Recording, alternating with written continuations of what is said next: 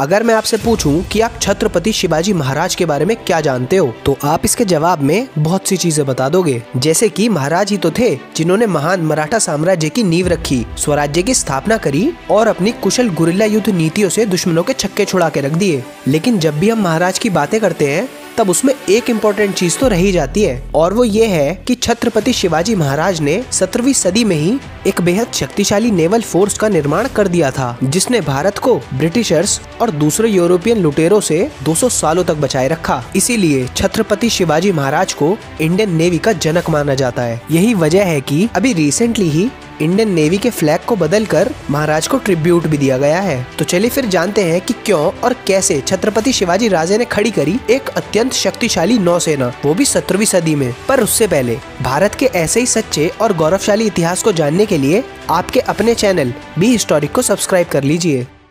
ये कहानी है 1650s की, जब छत्रपति शिवाजी राजे ने स्वराज्य की स्थापना कुछ साल पहले ही की थी और इस समय पर उनके पास ज्यादा कुछ नहीं था।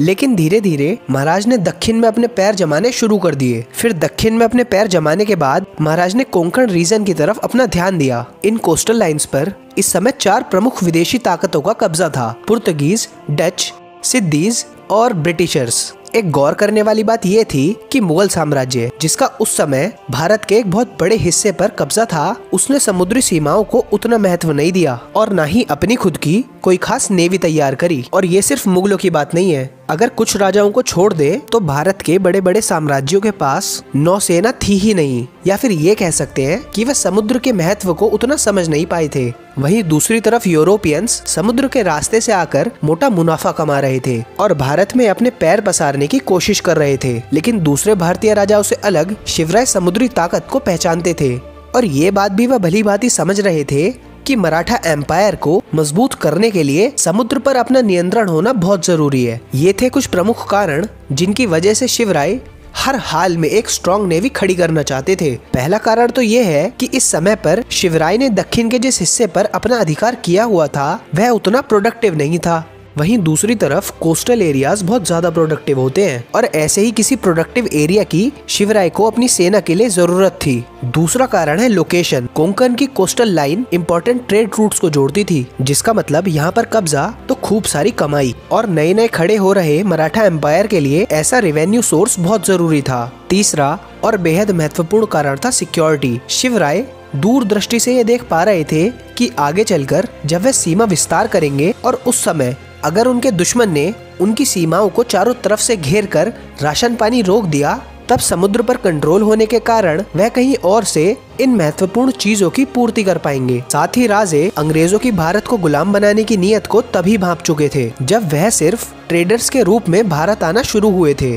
अब स्थिति ये थी कि उस समय शिप बनाने का जरूरी सामान और कारीगर दोनों मराठास के पास थे, लेकिन शिप बनानी उस समय भारत में किसी को नहीं आती थी। तब महाराज ने मराठा नेवी तैयार करने की जिम्मेदारी अपने एक खास व्यक्ति आभाजी सोनदेव को दी और अब शिप बनाने के लिए एक इंजीनियर की तलाश शुरू हुई। जिसके बाद राजे को बताया गया कि पुर्तगालियों को बनानी आती है शिप। तब शिवाजी महाराज ने एक पुर्तगीज इंजीनियर को अपने यहाँ मुंह मांगी कीमत पर शिप बिल्डिंग करने के लिए बुला लिया। साथ ही राजे ने आभाजी को ये निर्देश भी दिए थे कि पुर्तगीज इंजीनियर्स के साथ अपने तेज दिमाग वाले कारीगरों को ही लगाना, जो जल्द ही खुद शिप बनाना सीख जाएं, क्योंकि राजे जानते थे गोवा बेस्ड पुर्तगीज हेडक्वार्टर को जब पता चलेगा कि मराठा उनके इंजीनियर्स के साथ शिप बना रहे हैं तब दिक्कत हो जाएगी।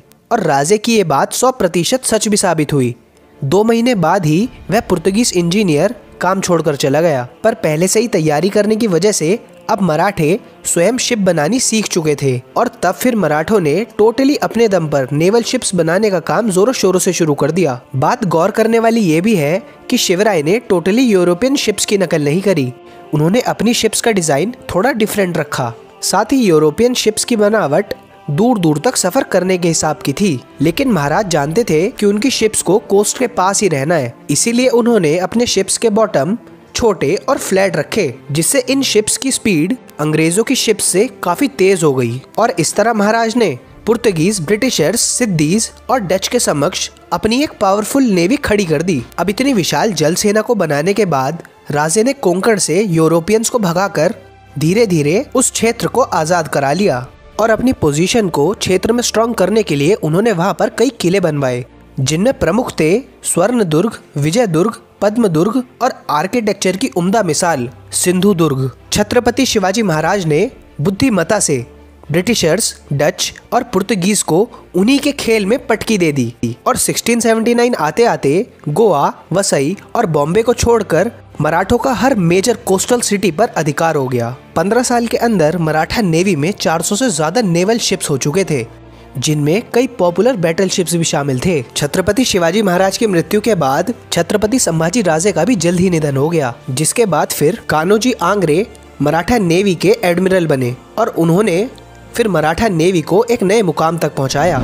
कोंकण पर अधिकार होने से मराठा एम्पायर सिक्योर हुआ, उनका रेवेन्यू बढ़ा और उन्हें प्रोमिनेंट पोजीशन मिली, जिसका एक बहुत बड़ा फायदा उन्हें सूरत पर हमले के दौरान मिला था। सूरत पर इस हमले की कहानी भी गजब की है। इस हमले में मराठों को बहुत बड़ा खजाना हाथ लगा था। शिवाजी महाराज के सूरत हमले की पूरी कहानी किसी और दिन सुनेंगे। इसके अलावा छत्रपति शिवाजी महाराज द्वारा इस नेवी के निर्माण से भारतवर्ष यूरोपियन इन्वेडर से लगभग 200 सालों तक बचा रहा। ऐसी दूरदर्शिता वाले थे भारत के महानतम राजाओं में से एक हमारे छत्रपति शिवाजी महाराज।